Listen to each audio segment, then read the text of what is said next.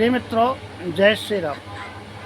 मैं कहीं से जा रहा था, धोबी घाट में बैठ गया हूँ। यहाँ कपड़े की धुलाई हो रही है और बहुत तेज़ धूप है। तो मैंने सोचा कि आपको एक सूचना दे दूँ। इस समय सूर्य बहुत तेज़ है, अपनी प्रबल गति पे सूर्य है।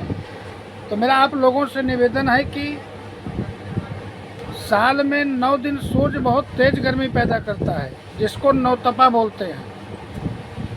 इस बार नौतपा 25 मई से लेकर 2 जून तक है।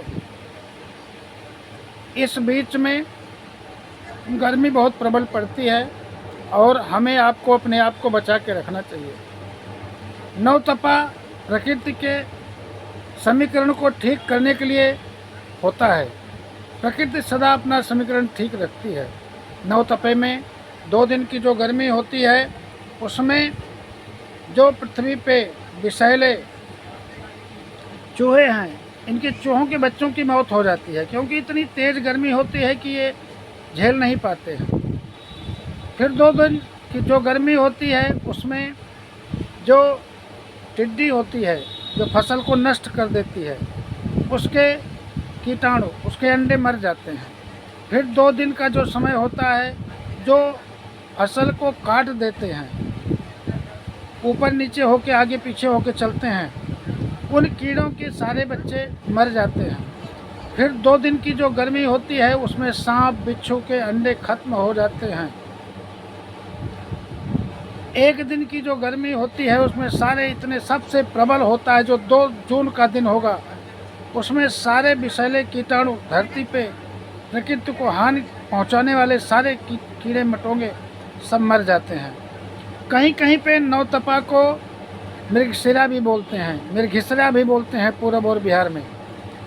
फिर किसान खेत जोते रहता है तो सारी घास खत्म हो जाती है और पृथ्वी इतनी तेज तपने लगती है कि सारे कीटाणु, कीड़े मकोड़े, सांप, गोजर, बिच्छू, टिड्डी, चूहे, इनके सब के बच्चे मर जाते हैं। नहीं तो इनकी तादाद इतनी ज़्यादा हो जाएगी कि पृथ्वी पे जीवन दूभर कर देंगे। इस बीच में अपनी सुरक्षा बहुत ज़रूरी है। इससे बचने के लिए 9 दिन सुबह हमें नहा धो के सूर्य भगवान को जल प्रतिदिन चढ़ाना चाहिए, पूरे मृगशिरा, पूरे नौतपा में। और भगवान से कामना करनी चाहिए कि अपनी गति को थोड़ा धीमा रखें। ये वर्ष का सबसे तेज़ धूप का महीना होता है। इसमें प्रकृति के संतुलन को सूर्य अपनी गर्मी के प्रकाश से संतुलित करता है। 1 लोटा जल चढ़ाना चाहिए। खान पान का विशेष ध्यान रखना चाहिए, जिससे नौतपा हम में असर न कर सके। इसलिए आप लोग सुबह उठें, भोजन का बहुत ठीक व्यवस्था करें। चाहे जहाँ रहे 11:30-12 तक अपने घर में आ जाएं, फिर 4 बजे तक घर से बाहर नहीं जाना है। अपने आप को बहुत सेफ और सुरक्षित रखें। इस समय मैं धोबी घाट में बैठा हूँ। एक हमारे मित्र आए हैं, ये हमसे पूछ रहे हैं चाय पी लो, और मैं इधर नौतपा की कहानी बता रहा हूँ।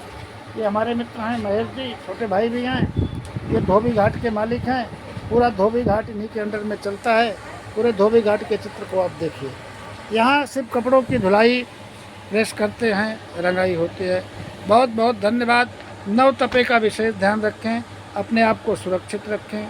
जय श्री राम। भारत माता की जय।